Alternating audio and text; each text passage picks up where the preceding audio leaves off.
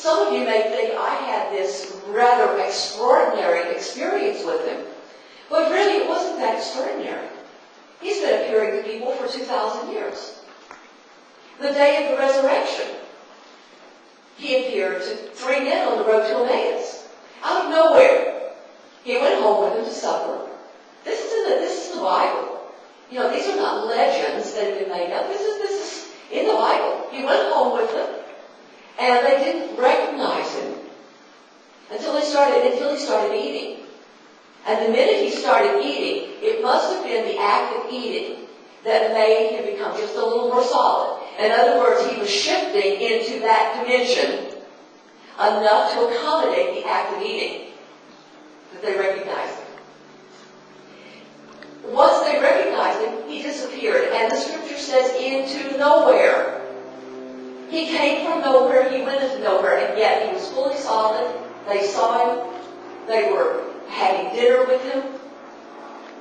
The next day he appeared to the apostles the same way. Thomas is famous for being doubting, but I don't think he was, I think he got a bad rap on that one. He was just a scientist. He was trying to explore. He wanted to know.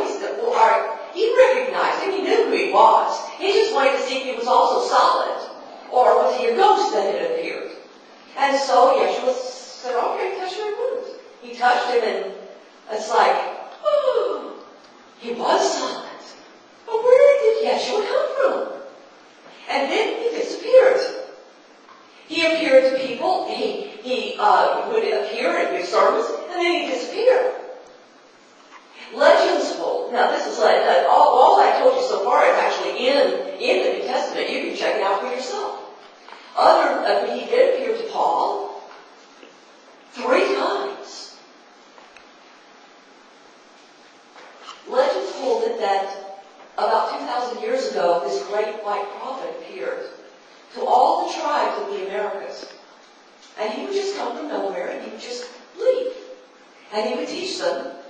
And he would teach them, they called him the Dawn Star, because he would teach them about these things that had happened in the eastern direction. Legends of him in Hawaii. Legends in India.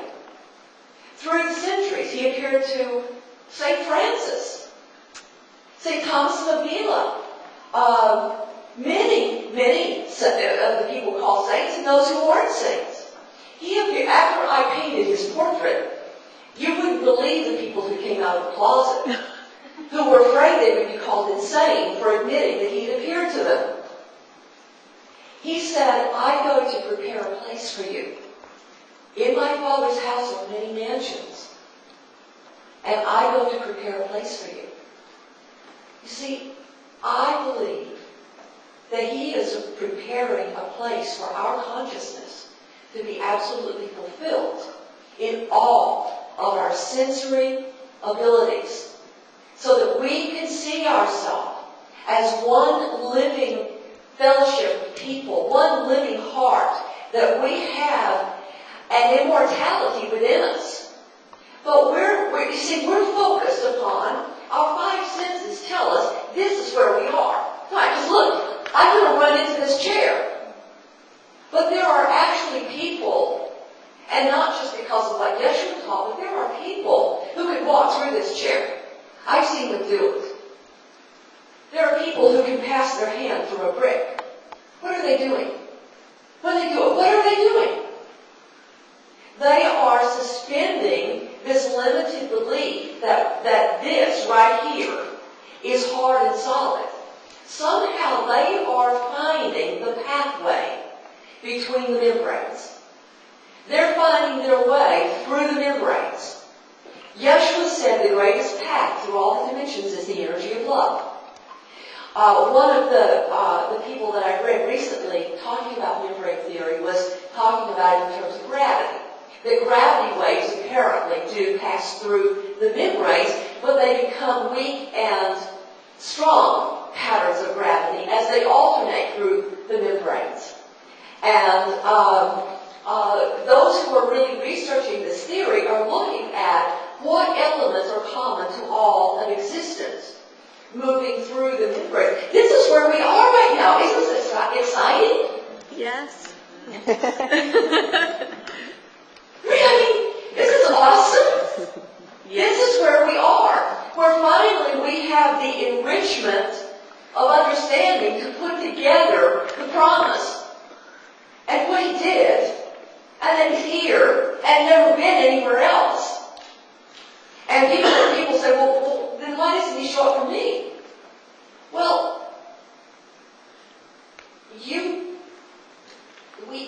he is.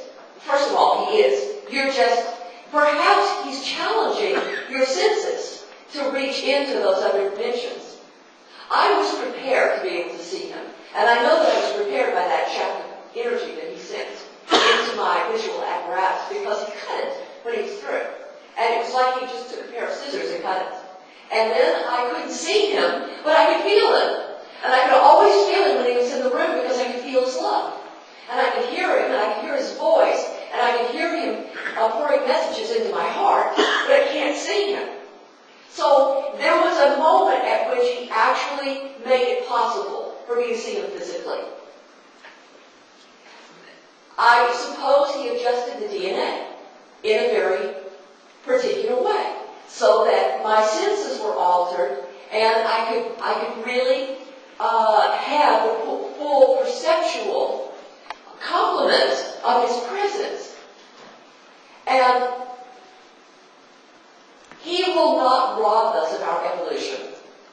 That evolution belongs to us. It's your right. It's your opportunity to grow into who you are and to discover that within yourself. And he would not rob me of my evolution when the experience was over and I was ready to return to my evolutionary path.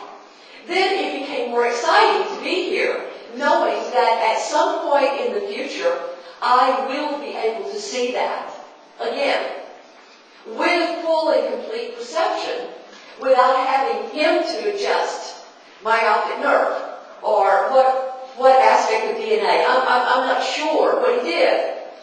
But one of the things we're finding that is common to all of these dimensions, see, we're on the verge of taking a whole new creative leap into the way we understand reality. And one of the interesting things about that is our understanding of plasma.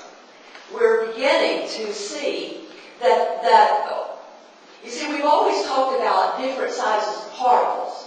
And that came from the fact that in quantum mechanics, we're focused upon this drag that develops. And from this drag, mass accumulates. Well, what if we didn't think about resistance? What if resistance wasn't even in our vocabulary? Oh, what a concept. Right? We're not even focused on any kind of resistance. We're thinking of, instead of resistance, we're thinking about connection. We're thinking about what connects us effortlessly with all things and all possibility. Then we might be thinking about, instead of differences inside in particles, we're thinking about differences in the fluctuation of these basic filaments